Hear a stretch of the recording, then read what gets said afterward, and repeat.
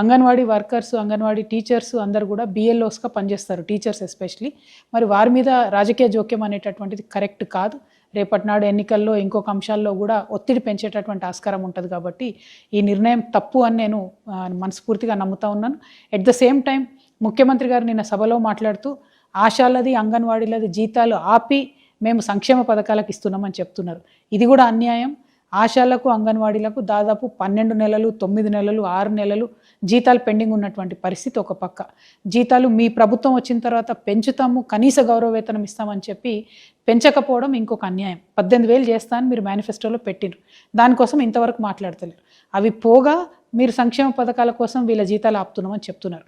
అసలు యాక్చువల్గా చూస్తే ఈ చిరు ఉద్యోగులందరికీ ఆశాలు కావచ్చు, అంగన్వాడీ కావచ్చు, ఎన్హెచ్ఎం వర్కర్స్ కావచ్చు, ఇంకా అనేక మంది ఈ చిరు ఉద్యోగులు ఎవరైతే కాంట్రాక్టు అవుట్సోర్సింగ్ వ్యవస్థలలో ఉన్నారో వాళ్ళందరికీ ప్రభుత్వ పథకాలు లభించేలాగా, ప్రభుత్వ పథకాలు వర్తించేలాగా చేయాల్సింది పోయి వాళ్ళ జీతాలు కట్ చేసి సంక్షేమ పథకాలు ఇస్తామనడం శుద్ధ అన్యాయం.